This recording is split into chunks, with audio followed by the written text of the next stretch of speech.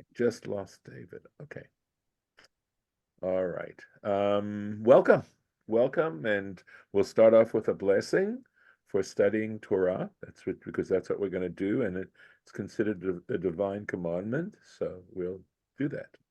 Baruch atah Adonai Eloheinu melech haolam asher kitshanu b'mitzvotav v'tzivanu la'asok b'divrei Torah. And since I haven't translated that in a long, long time, right? It means, blessed are you, O Lord, our God, sovereign of the universe, who has sanctified us through his commandments and commanded us to study Torah, which we are about to do. So I'm going to go into a share so you'll be able to see what we're doing.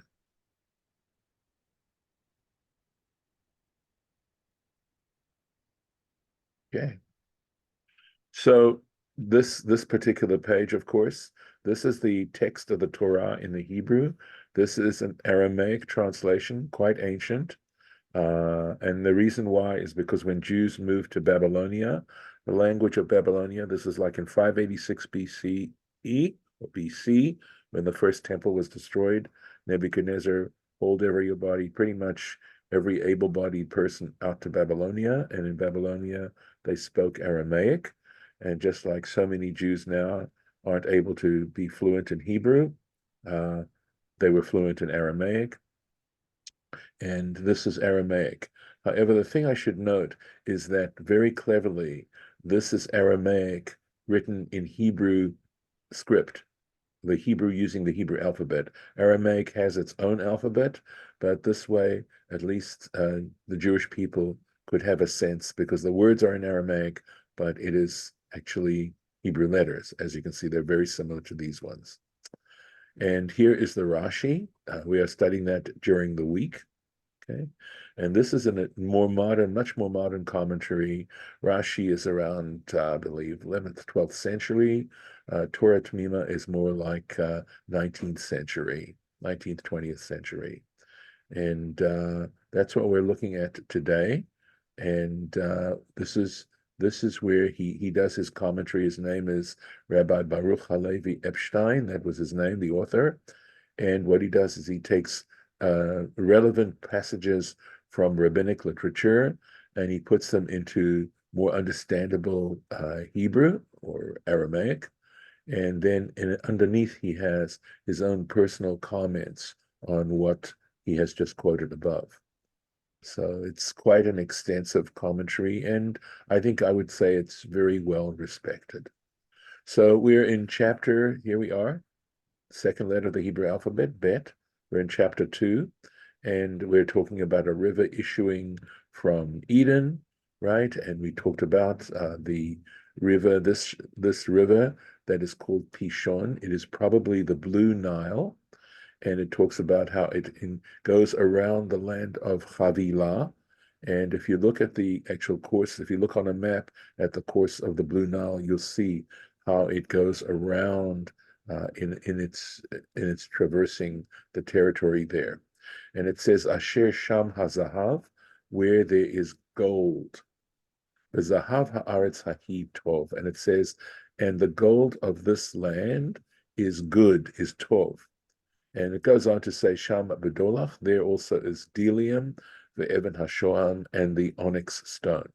But what we're going to look at is this comment. We read this one the last time, and it's of course online, but we're on to this one here now where it says Vezahav. He's going to talk again of this comment that it says Vezahav ha'aretz hahi tov, the gold of this land is good. Amar Rabbi Yitzchak, said Rabbi Isaac, Rabbi Yitzchak, and this is Aramaic, Tava beveta, right? Which literally means if it's good in the house, Tava beliviata, it's good on the road. And that's literally what this means. When I looked up, I think in possibly there's a translation of this particular section of Torah Temimah by Rabbi Sharfstein. This is how he translated it. He said, if it's easily secured, it's easily redeemable. But I think for our sakes, it's very handy to translate it literally. If it's good in the house, it's good on the road. And this is a quotation. This is where he tells you where he gets this particular citation. And there are two Talmuds. There's the Babylonian Talmud, which is the one more commonly studied. And there's also the Yerushalmi, the Talmud of Jerusalem. It's a whole different series of commentaries and discussions. And it's the one on Yoma, which means discussing, it means the day, referring to Yom Kippur, the Day of Atonement. And the way the Yerushalmi is subdivided is Perek Daled, that's chapter 4. Halacha Daled, those chapters are then subdivided into what are called halachot, laws. So halacha Daled, meaning, this is an abbreviation mark in Hebrew, and it means law number 4. So if we wanted to check it out ourselves, we could do it. And this little footnote here is down to Rabbi Baruch Halevi Epstein's own commentary, and that starts right down there. Okay, so he says, Iyain Mashe Katuv, he says, check out what is written. Beresh Ot HaKodem, he says at the beginning of the previous comment, that's this comment here, because it's also talking about Zahav Haaretz Hahitov. Okay, so he says, check it out. And it says there, just very quickly, it says that Zahav, that is gold, Zahav Tov, and Zahav Tov, and good gold, Shnei Minim Hey. There are two types of gold. Two types of gold. So that's what he says there. So let's take a look. Umefaresh, right? And he explains, or this is explaining, ki mitkunat hazahav shahu ma'at hakamut. And the reason why is when it talks about pure gold, he says pure gold is there's less of a quantity that you need of pure gold to smelt it down and purify it. And in fact, he says that the definition of good gold, he's mentioned this, is the fact that when you smelt it, you don't, there's no dross. There's no dross at all. And so, of course, that means that when you have this gold, you don't have to collect that much of it to have a very fine amount of it and valuable. V'rav hati echut, and so it says that it's small in quantity, but has a lot of quality. It's let's see, I think that was wrongly spelled. Let me make sure. Let's get rid of that. Okay. But there's a lot of quality to this. Alto gedola, right? So it says, and its use is great. In other words, you don't need very much to have great use of it. But you don't have to, it's not like you have to carry a lot of it to get a lot of use out of it because it's so valuable. So you have a very small amount that's of very great value. So there's not a lot, you don't have to try and find large spaces in which to store it, okay? Lehatmin, in other words, to store it away, velishmor, and likewise to keep it safe. In other words, you can find small little areas to put it so that people aren't going to discover it, as opposed to a large amounts of gold that isn't as pure. Hein babayit, whether or not in your house, v'hein baderech, or if you're taking it and transporting it somewhere. So this is another understanding of good, of why it's called good. Ukemoshe katuv b'midrash rabbah, and as is stated, this is another rabbinic word. Then we have the Talmud. We also have books that are called midrashim, works that are called midrashim, and there's a specific midrash, a major midrash. Midrash rabbah actually means the great midrash, which is a commentary. It's calling it a commentary is using the word quite loosely. I would say it's a very deep literary analysis of the Torah, of the 5 books of the Pentateuch, and also the Chamesh Megillot, the 5 scrolls. So the 5 scrolls are Song of Songs, Ruth, Ecclesiastes, Lamentations, and Esther. Those are the 5 scrolls. So there's a Midrash Rabbah on all these. Kan Tova Gedolah. Okay, so here it says B'Midrash Rabbah Kan. So in commenting on this verse in the Midrash Rabbah, because it's organized according to the verses of the Torah, Tova Gedolah Chalak HaKadosh Baruch Hu, a major benefit the Holy One, blessed be He, gave the Olamot to His world. He distributed a great benefit to His world, and this is an example of gold. Adam poret zahuv echad, a person, an individual, takes out one gold piece, v'hum motzi mimenu kama yitziot, and he's able to afford a whole bunch of expenses with this one gold piece, this small gold piece. So it's an interesting commentary on things that are valuable, and of course, the nature of gold being so valuable has to do, I suspect, not only from a utilitarian point of view, it's also something that's quite beautiful, but it would appear that gold, by and large, is considered of greater value than, say, silver or copper. And in some ways, it feels as if it's somewhat arbitrary as well. But to this day, of course, gold is considered extremely valuable. So, going on, unless there's some comment, if any of you have any questions about what we just read to this point. Okay, so going on to the next verse, let's take a look here. Okay, right. Okay, so the next verse is, he doesn't have a comment on it, but it's going into the Torah verse. It says, V'shem ha'nahar ha'sheni Gichon. Remember, there are 4 rivers. The second river's name is Gichon, hu sovev et kol eretz kush. And that is the one that goes all around the, so let me look at this. Okay, all right. And it goes all around Ethiopia. That's called Eretz Kush. So, all right, let's keep going. So we're talking whether or not I was mistaken, and this because this is actually sounds more like the Blue Nile than the first one. So that possibly Pishon is the main Nile, but we are talking about the Nile and the Blue Nile. That I think has been established, right? And let's go on. Here we go. V'shem hanahar hashlishi Chidkel, and the name of the third river is Chidkel. We would call it the Tigris. Hu haholech kidmat Ashur. It goes east of Assyria. Hanar haravi'i hu Prat, and the 4th river, that is Prat. Prat is the Hebrew term for the Euphrates. You can hear how Euphrates and Prat are very, very similar. So let's take a look here at Chidkel. Let's see. Yes, here we are. Chidkel. This is the Tigris.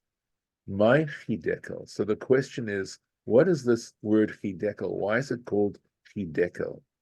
Amar Rav Chisda, said Rav Chisda, Shemeimav Chadim.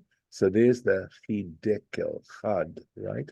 They are crisp, the Kalin, and there's the Kal, right? So he sees the word Chidkel in a way as an abbreviation of these 2 concepts of crisp, and Kalin would be light. And this is now from the Talmud, the Babylonian Talmud, Brachot. That's a tractate, the very first tractate of the Babylonian Talmud, and it deals basically with blessings that we have. We find them in our prayer book, etc. And this is page Nun Tet. This is page 59 and the B side. So the Babylonian Talmud is again organized differently. The page numbers are standard, and the one side of the page is the A side, and the second side of the page is the B side. So let's take a look, and here we have 32. Let's take a look. Klomar. So this, remember, he said it's Chad and Kal. right? It's crisp and it's also light. Klomar, that is to say. Now I can tell you that the word charif generally means spicy, spicy, as in the sense of hot, spicy. So apparently but it doesn't mean hot in temperature. It means hot in a spicy kind of way. So charif beta'aman in their flavor. So I have to think when Sharfstein is translating it as crisp, it sounds like a pretty decent attempt to translate this.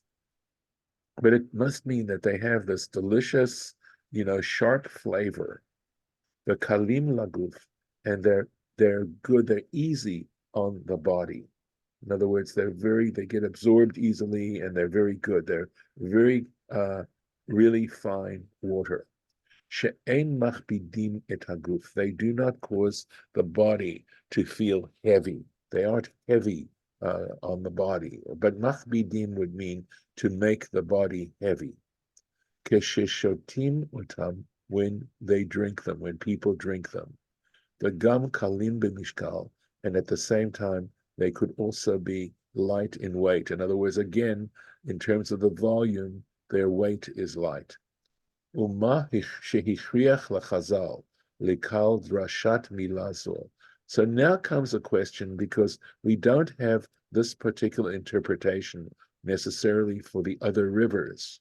And so he's asking the question, he's onto a new idea. Notice the period over here. And he's asking, why did Chazal, meaning our sages of blessed memory, what made them to include this, or to include a drasha, an interpretation of Mila Zo? Why do they feel it necessary to give this interpretation, or to interpret the word?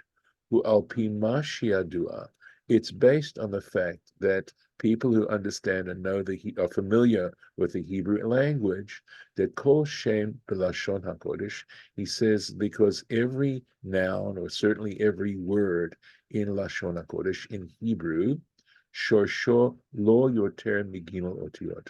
The fact is that Hebrew is based on triliteral roots, meaning that the roots in Hebrew, the root words in Hebrew are 3 letters, right? And of course, Hiddekel is 4 letters. V'asher hu yoter darshuhu chazal. And he says, so that when they come across a word that has 4 letters that are root letters, because we also have letters that you could call utility letters, okay? But here we have a word that has 4 letters to it that are part of the root. Kamo hashemot. Okay, so he's now going to give you examples of Hebrew where the Hebrew has 4 letters. Talpiyot, right? So again, they're taking tal. This is tal. So I'm going to call tel. Tel is a hill, right? Shakol ponim elav, to which everyone looks, everyone observes this particular hill or this mountain. And that's the P here that they're saying ponim. And he gives the citation there. Again, tal talim, right? Tal talim. So we got tal and tal. Tale talim. So it means perhaps the most essential, the essence of dews, Dews. And again, the citation, Eruv in the Talmud. Galmuda. So we've got this Galmud, Gimel, Lamed, Mem, and Daled. Those are the 4 root letters of this, right? Gemula, its fate. Da is to be seen there, right? Damesek. So again, all those 4 letters are root letters. Dole umashke. So dole is to bring up water, right? To bring water up. Umashke, and that's to water. In other words, like think of a deli is a pail. So in other words, to bring water up and then water the flocks. Malkush, that's a name of a rain. It's which occurs in a particular time of the year, And he says, again, 4 letters, mal and kash, right? So mal has to do with like rubbing, softening. Kash, kash is straw. So in other words, it softens the straw is how I would try to translate that. And again, a different tractate. Karpas, that's the word that we use for celery, right? But interesting, it must be used in a different context. I'm only familiar with it meaning, excuse me, parsley. Parsley. I think I said celery. I meant parsley. So maybe they are describing parsley as karim, which would be pillows, shel pasim of stripes. So maybe it's describing how parsley looks. I'm not sure. Otherwise, maybe it's a whole different word entirely. Mamzer, Mamzer, again, 4 letters. Mum zar. Mum is a blemish. Zar is a strange or an zar.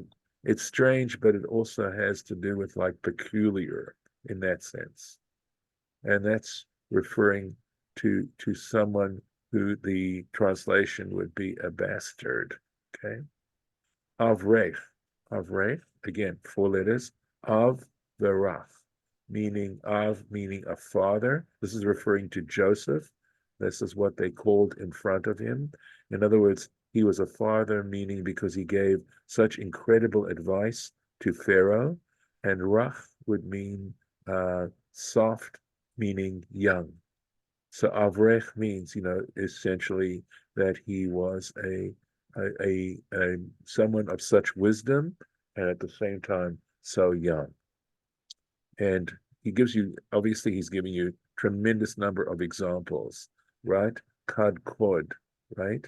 Kad and kad, kedain or kedain, that it's an abbreviation for like this and like this.